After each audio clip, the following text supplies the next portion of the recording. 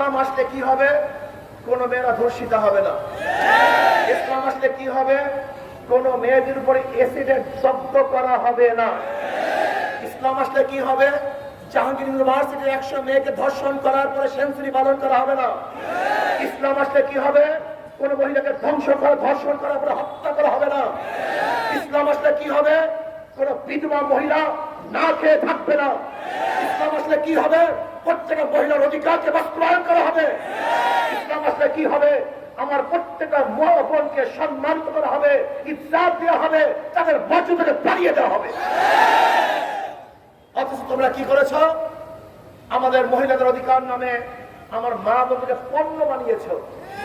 আজকে যত ব্যবসা, যত খারাপ কাজের জন্য আমার মা বোনদের সবচেয়ে আশরাফুল মাখলুকাত, যাদের মাধ্যমে গোটা দুনিয়া সৃষ্টি হয়, সেই মা বোনকে পণ্য বানিয়েছে, চরিত্রহীন করেছে, তাদেরকে নষ্ট করে ফেলছে। ইসলাম আসলে আমাদের মা বোনদের ইজ্জত সম্মান থাকবে সর্বোচ্চে, তাদের ইজ্জত ওলা কেউ থাকবে না, তাদেরকে ন্যায্য অধিকার দেওয়া হবে। ইসলাম ক্ষমতা আসলে ডাস্টবিনে খাদ্যের জন্য কাজ কুকুরের সাথে কোনো গরিব লড়াই করবে না। সরকার প্রত্যেকটা ক্ষুধার্ত মানুষকে ক্ষুধা নিবারণ করার ব্যবস্থা করবে। ইসলাম ক্ষমতা আসলে বাংলাদেশে একজন বস্ত্রহীন মানুষ থাকবে না, গোটা বাংলাদেশের প্রত্যেকটা মানুষকে বস্ত্রের ব্যবস্থা সরকার প্রদান করবে। ইসলাম আসলে কি হবে? কোন মানুষ খোলা আকাশের নিচে থাকবে না, কোন মানুষ নিষেধের মধ্যে আর বৃষ্টির মধ্যে আর রক্তের মধ্যে পড়বে না। ইসলাম আসলে প্রত্যেকটা জনগণের যাদের ঘর নাই, তাদের ঘরের ব্যবস্থা সরকার করতে বাধ্য হবে। ইসলাম আসলে কি হবে? চুরি থাকবে না, ডাকাতি থাকবে না, ঘুষ থাকবে না, দুর্নীতি থাকবে না। এই ফরিদপুর জেলার ছাত্রলীগের সভাপতি 2000 কোটি টাকা বিদেশে পাচার করতে পারবে না। ইসলাম আসলে কি হবে? আজকে 14 লক্ষ কোটি টাকা যারা শাসক ছিল, তারা আমাদের দেশের টাকা বিদেশে পাচার করেছে।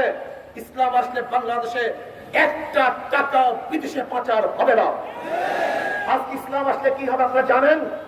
যেরকম আজকে ব্যাংক থেকে 98,000 কোটি টাকা লুটপাট হয়ে গেছে, ইসলাম আসলে একটা টাকাও লুটপাট করা হবে না। ইসলাম আসলে কি হবে? আজকে গোটা বাংলাদেশের অর্থনীতি মাত্র 20-25 পরিবারের কাছে। ইসলাম আসলে সুষম বন্টন করা হবে। প্রত্যেকটা মানুষ তারা বাংলাদেশের টাকা নিয়ে উপকৃত হবে, ব্যবসা করতে পারবে। আজকে রিক্সাওয়ালাদেরকে টাকা দেওয়া হবে, ঠেলাওয়ালাদেরকে টাকা দেওয়া হবে, শ্রমিকদেরকে টাকা দেওয়া হবে, কুলি মজদুর তাঁতি ঋষি জেলে যেখানে গরিব আসে না কেন, বাংলাদেশের সরকার দায়িত্ব নিয়ে তাদেরকে ধনী বানাবার ব্যবস্থা করবে।